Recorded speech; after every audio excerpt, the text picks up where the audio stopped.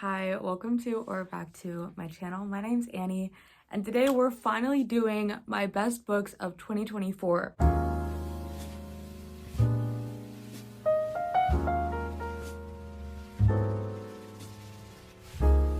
This video is a long time in the making. Obviously, I'm embarrassed. I'm embarrassed that it's going out this late. I am sitting down to film this on the 27th. I'm hoping to get it up sometime in the next couple days, if not this coming weekend. And honestly, it's just 2025 has been a bit shit so far. I had a pretty rough time with my mental health in the first 2 weeks of 2025. And then I was actually gonna film this video on Thursday last week. Today's Monday. And I woke up with this pain in my neck, and then I got in the shower and I was like, oh, ow. And I couldn't turn my neck to the left, up or down, or even use this arm without pain. So I was on muscle relaxants the whole weekend. So I felt like I kept being thwarted in my plans. And now here we are, finally. And I'm excited. Honestly, I can't wait to talk about these books. I really had an amazing reading year in 2024. Quick disclaimers before we get started. If you don't know me, hi. I already mentioned, but I'm Annie. I am currently living in my family's sunroom. So that's why I'm basically outside. If you hear noises like construction noises, for some reason, every time I sit down to film, people start doing work on houses in the neighborhood. I do have all my doors and windows closed, but there's holes. So if you hear background noises, I'm sorry. And if the lighting is really bright and then darker and all of that, I'm also sorry about that. I would love to be able to film inside, but there's simply no place for me to do that. Oh my god.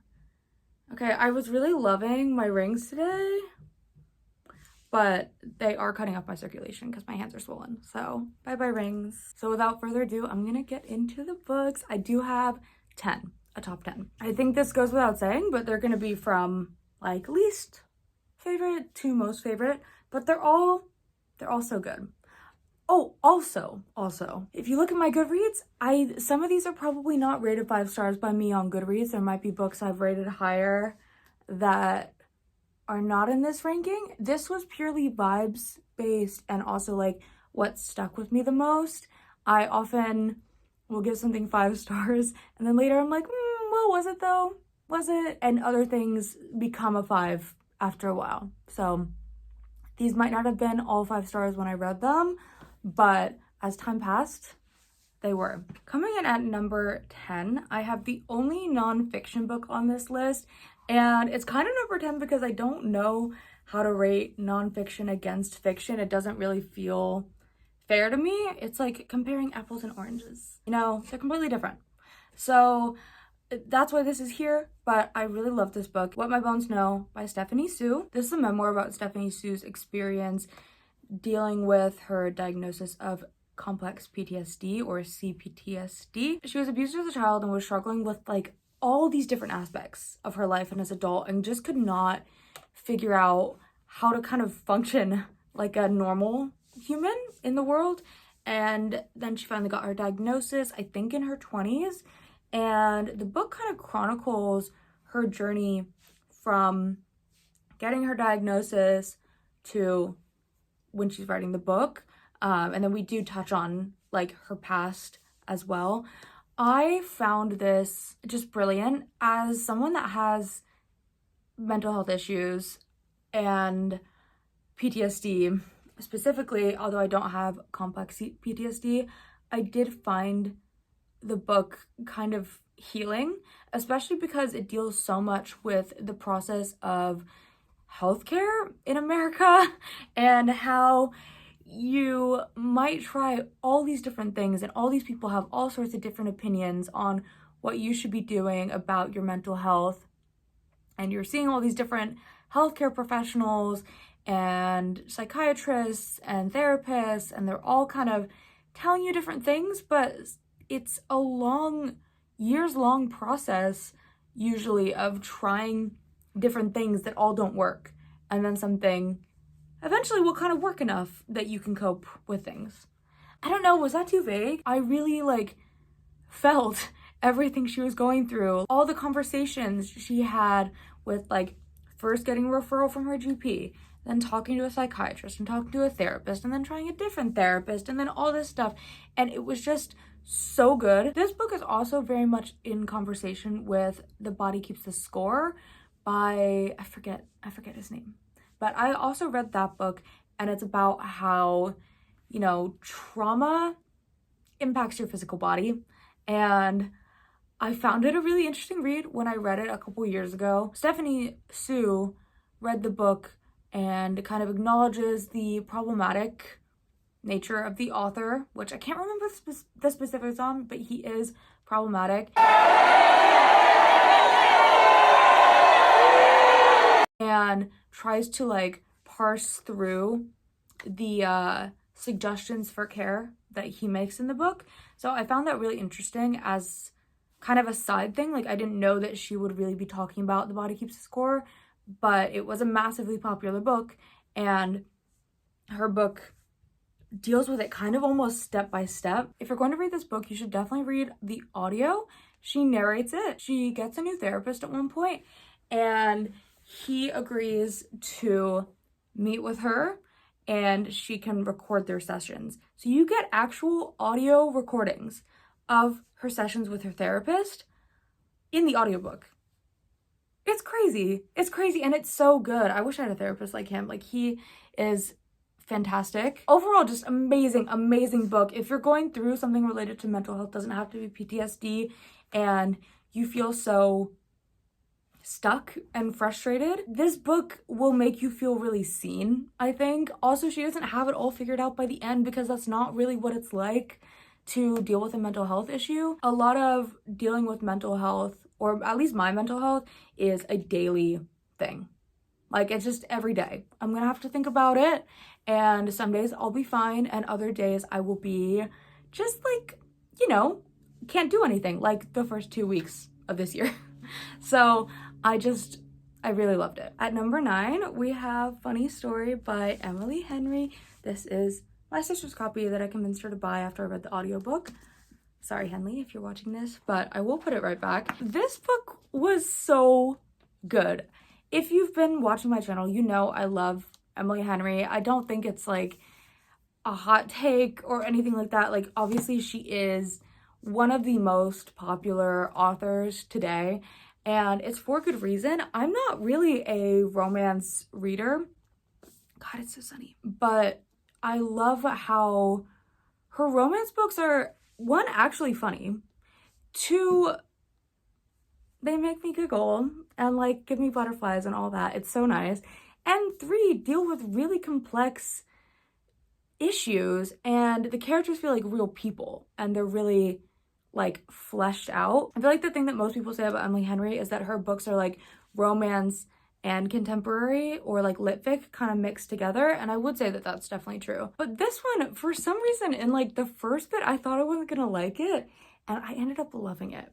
The thing about this book is it's just goofy, and you have to be kind of on board with how ridiculous the premise is. So there's this girl, Daphne, and she is engaged to this guy named Peter, and they are like so in love, you know, they're engaged, they're having their bachelor and bachelorette parties.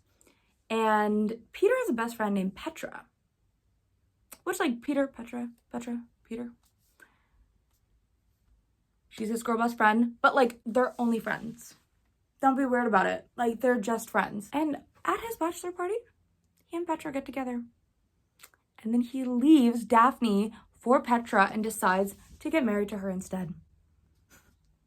Crazy. Horrible. That's like my worst, not my worst fear, but could you imagine that happening? I don't think I have a fear of it, but that's terrifying. Then he basically kicks Daphne out of their house together. And she's like, oh my God, I have to go find a place to live. Luckily, Petra, well, I wouldn't say luckily, but like, she also had a partner that she cheated on. And now Petra is moving in with Peter into like Daphne's old place, which is horrible. But this means that this guy, Miles, who used to date Petra, has a free room in his house. And so Daphne moves in. And then they get invited to Peter and Petra's wedding, and they decide to go as a couple. So it's like, it's fake dating, but then they also become really good friends and then fall in love slowly, and it's like roommates to lovers, and like they grossly misunderstood each other at first, and then they realize they have so much in common, and it's so beautiful. I think honestly the reason I really thought I wasn't gonna like this is because of the whole they both just got out of a relationship thing. I kind of feel like when you've dated someone for a couple years and then you get out of that breakup, like I can't even imagine. I've had one relationship officially and it was 4 months. Like, and that was hard. That was hard enough. But dating someone for years and then getting out of a relationship and then just a couple months later dating someone new and having it work out doesn't seem very possible to me. But she did it. She really convinced me. And I think I'm in love with Miles. Like, he is perfection. He's just, wow. Wow. I need to reread this. Oh, this was so good. I read it on audio and I feel like it deserves a physical reread, and I do want my own copy. I do.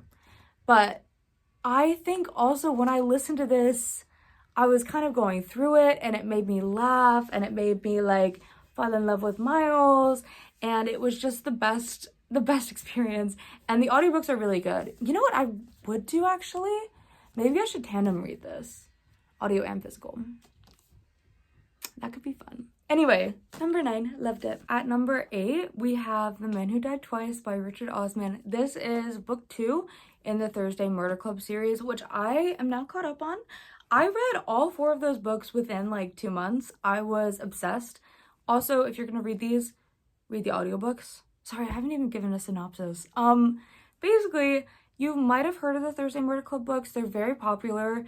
It is a series by Richard Osman about these 4 senior citizens living in an old folks home, and they meet once a week on Thursdays to discuss cold cases and kind of work them out. And slowly but surely, things in their real life begin to need investigating, and they got caught up in all these like cases in their own life, and it's so good. And the second one was really where I felt like I hit my stride with the series. The first one was really good.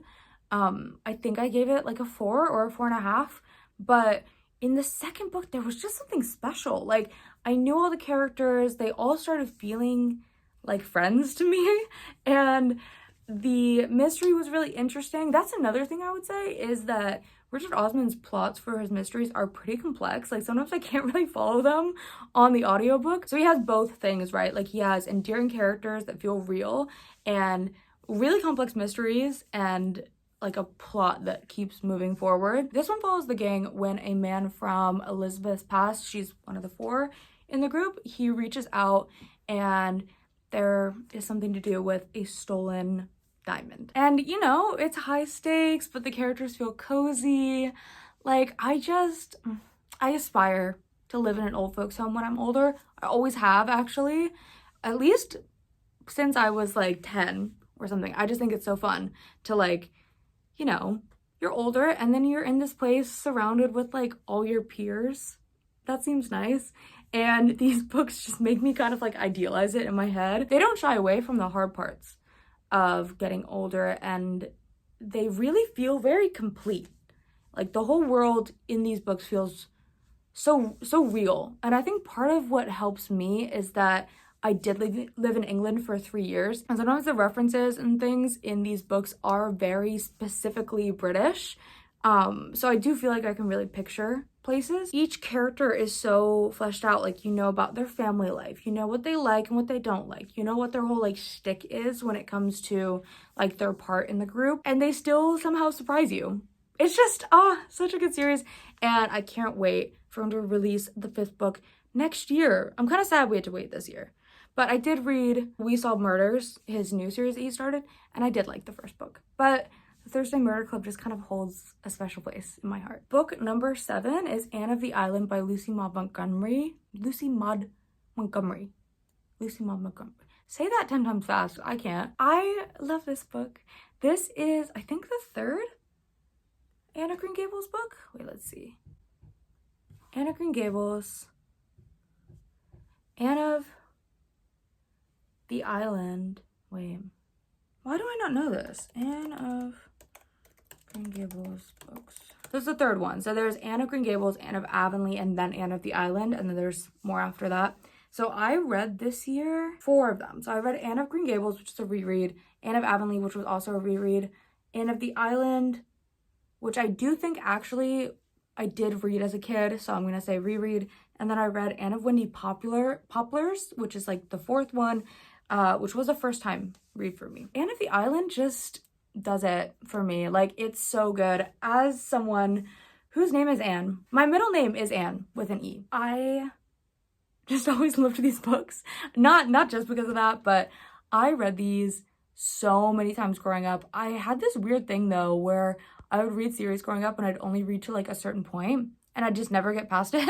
And I think that was Anne of the Island for me as a kid. I just love Anne of Green Gables so much, and she's such a like specific character that I think just speaks to me. If you don't know what Anne of Green Gables is about, it is about this girl named Anne, and she's an orphan, and she goes to live at Green Gables, which is in Prince Edward Island, Canada. That's what she calls the house that she lives in. She's adopted by this brother and sister that really don't want a girl from the orphanage. They think that they're getting a boy. And then she's so charming and wins them over that she stays, and she gets into all these like little mishaps, and she's just very peculiar. Like, she has a big imagination, she's a bit rambunctious, like it just kind of follows her whole life really. So in the first book, I think she's like 10 or 11. And then in Anne of the Island, she is like in college and like around that age. I'm not gonna spoil what happens in this one, but a lot of my favorite moments in Anne's life happen in this one. At this point, she's a bit more mature and less goofy, so there are a little bit less like incidents where she messes up, although there are still plenty. Maybe I do like this one the most because that's kind of where I'm at right now. Like, I think she does graduate college in this one, and I finished college last year, and now I am like, you know, lost in my 20s thinking I'll never get a job. Anne feels like a sister to me, like someone I actually know.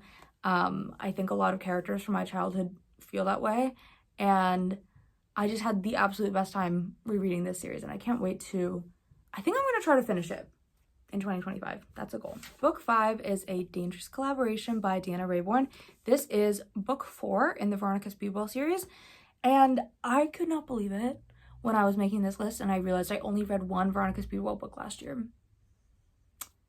This has to be rectified in 2025. Like, I love this series so much, and I just read one, and this is the best one so far. It's the best one so far. And the saddest thing about this is that actually when I read it, I was kind of in a slump. So I know that I could like it more, but I loved it when I read it. But I was like, oh, if I was reading this when I was like really in a better place in my life, I think I would like love it. This one is so fun. If you don't know about the Veronica Speedwell books, they're so good. They're about Veronica Speedwell. She lives in Victorian England, and she's a lepidopterist, which means that she collects butterflies and studies them. And she and her sidekick, Stoker, who's a natural historian and a taxidermist, among other things, go around and they solve all these little mysteries. They're kind of just like drawn into them. And they're very episodic. Like, you know, each book kind of deals with a mystery, but then there's this beautiful, beautiful slow burn romance between Veronica and Stoker all the way through the series. And honestly, the love I have for these characters it's insane. Like, I love them so much. I don't think I've ever been as invested in a romance in a book as this. Don't text me. Got a text. Guys, I've got a text. But seriously, like every little thing that happens, every little like brush of the hand, I am salivating over it. I'm like, oh my god, did you see what just happened? Big deal. This series is just so good. Yes, it is unrealistic for Veronica to be as like feminist and slay as she is in the 1800s, but I don't care. I don't care. The mysteries are fun. Sometimes they're like a little bit predictable, but really, are we reading this for the plot? Not that much. Although a good mystery goes a long way, and this one, the reason it's the best one is the setting and the ambiance and the mystery. So in this one, Stoker's brother reaches out and gets Veronica and Stoker to come to this isle off the Cornish coast. It's like a mysterious place, and there was this old kind of like mystery around this family that they're staying with in a castle, and it's gothic and it's beautiful and it's so good. Wow. You read these now. You should read them because they're amazing. Number 4, we have Boy Parts by Eliza Clark. This is one of 2 books that I wrote my dissertation on. I did that in 2024. The other one is also on this list. If that tells you anything, I loved writing my dissertation. It was my baby. I had so much fun. It was on the grotesque in feminist literature of the last several years, like of the 2020s. If you care, like, I made my own prompt. I'm such a nerd about it. I had the best time. And this was one of 2 books that I wrote on. And I love it. I love it so much. It is about this girl, Irina, who I hate. Like, you're not really supposed to like her, and you don't. She's just a horrible person. She is an erotic photographer living in the north of England, and she is kind of like just really pretentious and up herself. Like, she's like, oh, I could have commercial success because I'm really talented, but like, no one really gets me, and my art is too subversive. So like, people think I'm a and they think I'm a bad person. But really, I just like do what no one else dares to do, and it's really cutting edge. That's kind of her vibe. And she takes explicit photos of like these average looking men in her life. And she's really into like the grotesque and like disturbing and banal and all of this stuff. She's so interesting. And the book basically follows her from when she gets an offer to have a little art gallery moment in London. And she's going back through her old stuff, like her portfolio, and then it follows her to like the art gallery. We learn about her past and why she is the way she is, and her friendships and her dating life, and how it all influences her art and the way that she sees herself. And it's so good. There's so much to unpack. She's a horrible person. She's not someone you're gonna root for. She is really funny sometimes. Eliza Clark's writing is hilarious. And this was her debut book. I also read Penance this past year, which did almost make the list. It did. And that's like her second book that she came out with. Very different from this, but I just think she's such an incredible author. Her writing is fantastic. So highly recommend. Do look up trigger warnings for this though. It's not for the faint of heart. Okay, we are into our top 3. Ooh, did I really put this above? On reflection, Boy Parts and this could be kind of like, it could go either way for 3 and 4, but for number 3 as of today, I have A Certain Hunger by Chelsea G. Summers. This book is so good, guys. It's so good. I read it. I did read this at the perfect time. When I graduated from uni and was gonna move back home, my family came out to have a trip in Europe. Like, they saved up. We like had all 6 of us there because I got a big family, and we went to all these different places, including the south of France. And we also went to Switzerland and all these things, and it was summer. And that was the perfect atmosphere with which to read this. So I was privileged in my reading experience. This is about this woman named Dorothy. Yeah, Dorothy. And she is older. I think she's like 50 or 60, maybe older than that. And she's in jail. She's kind of bragging in her narration. She's like, I know you're so interested in me and what I did and why I'm here, and you're sick for that. You disgusting, nasty little girl. Can't believe you want to know this. But you want to know? I'll tell you. She is a food critic, and she loves good food and good men and good sex. One day, kind of trips and stumbles into cannibalism. Um, and she's like, wow, you know, like, this is actually delectable. A census taker once tried to test me.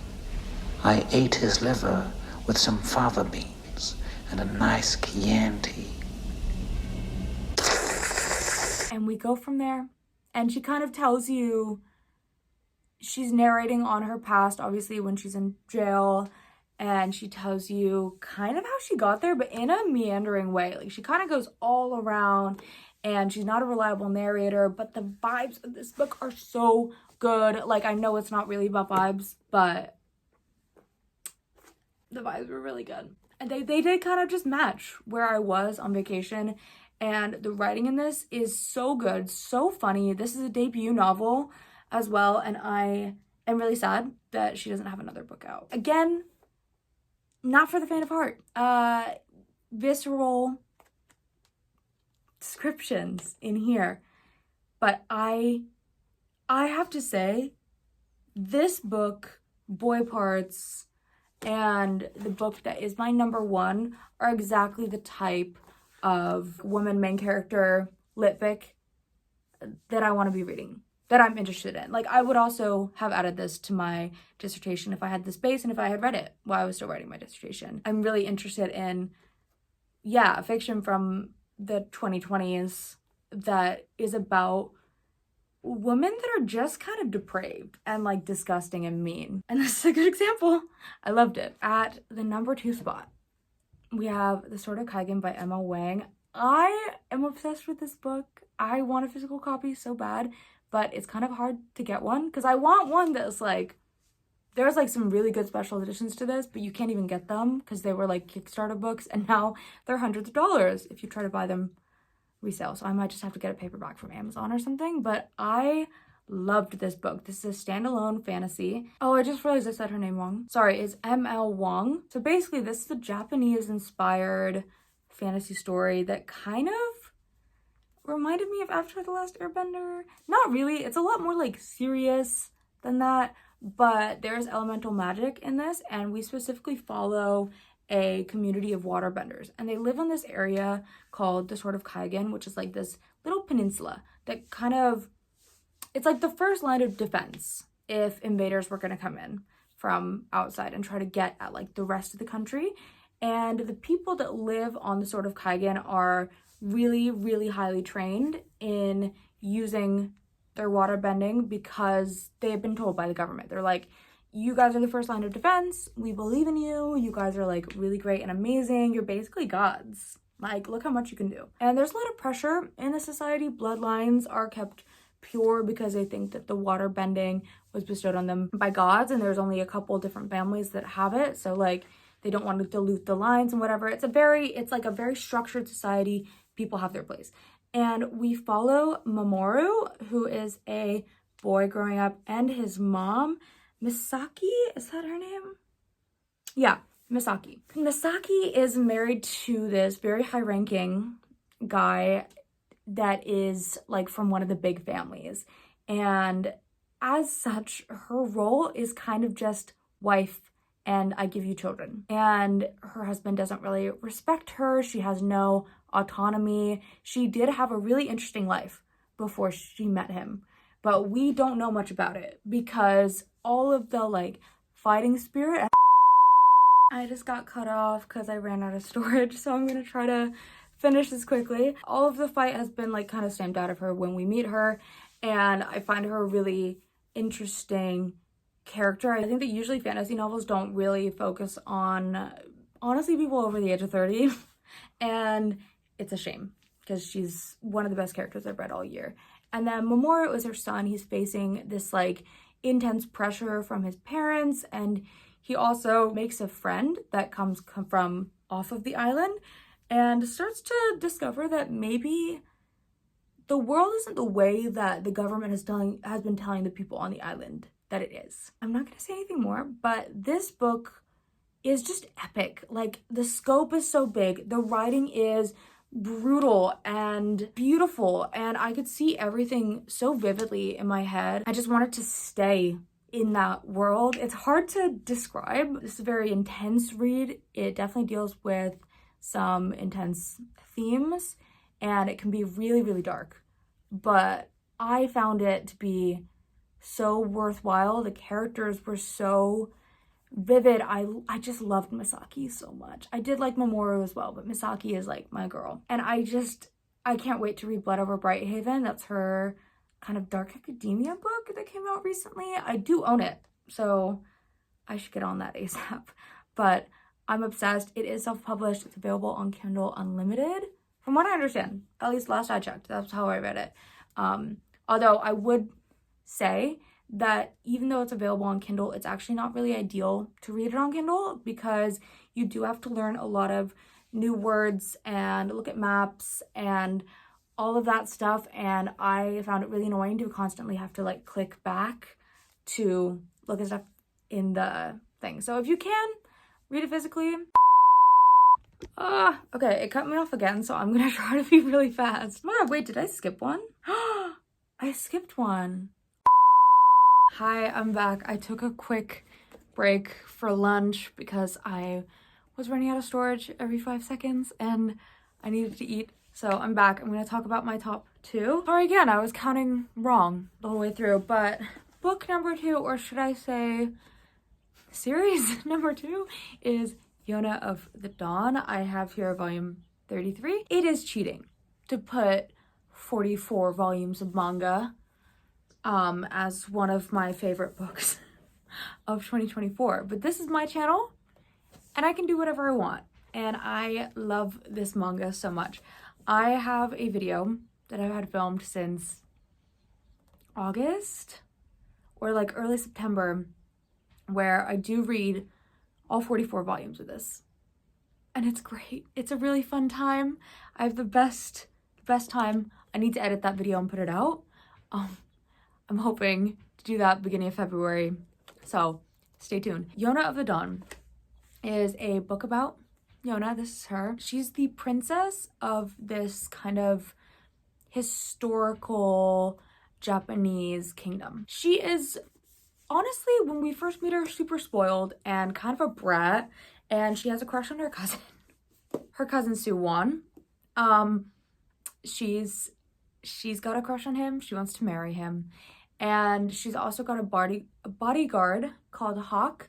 And the three of them were kind of close growing up, Suwon, Hawk, and Yona. And when her mother passed away when she was young, the two of them were very much there for her. And I'm not going to spoil the way that the first volume ends, but basically some sort of twist happens at the end of the first volume that puts the whole rest of the series into motion.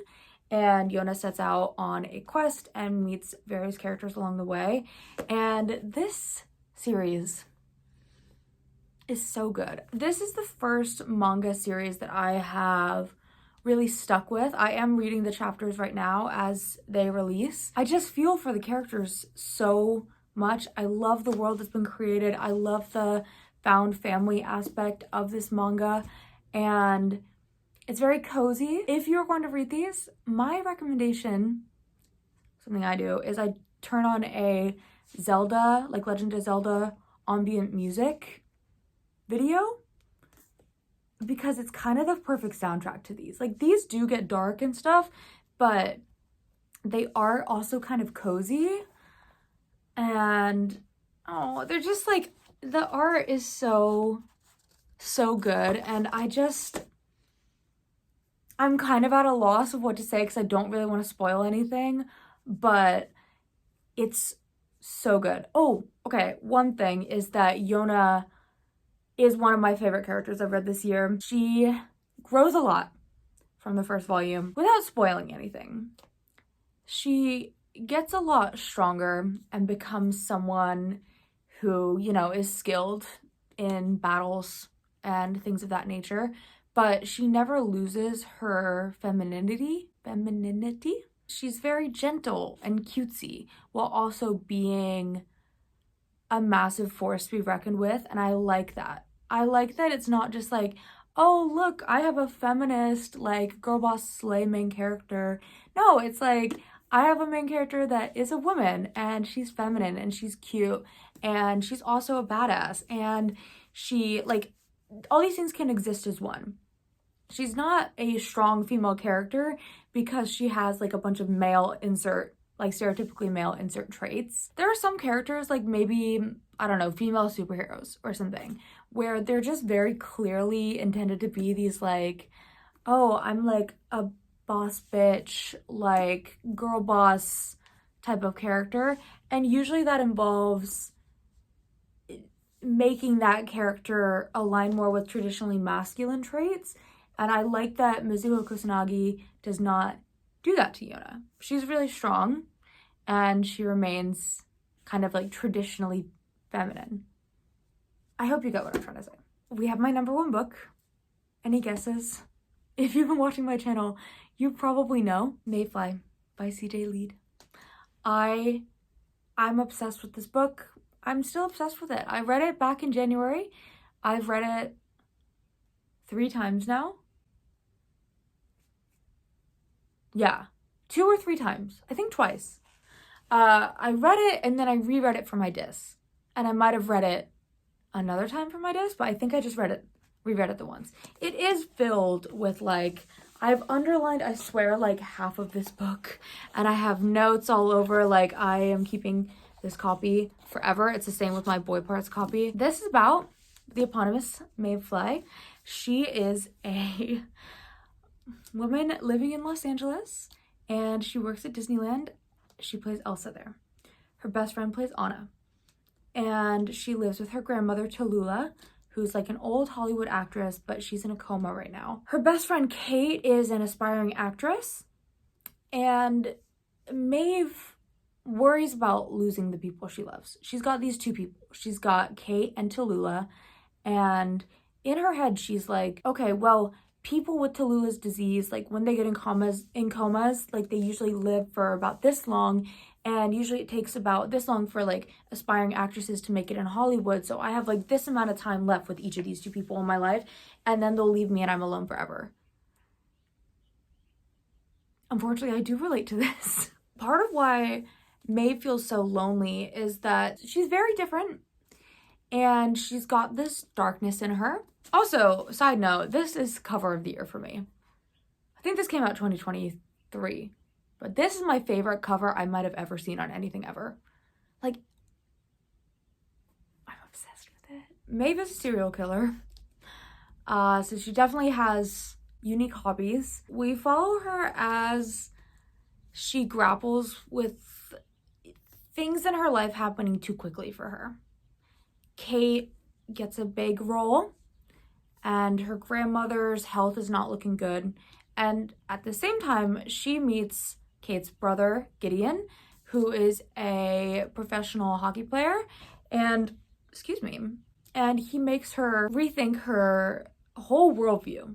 It's such a good book. It is so emotionally poignant, and I have so much love for Maeve, even if she's, you know, stereotypically the villain character. I love her.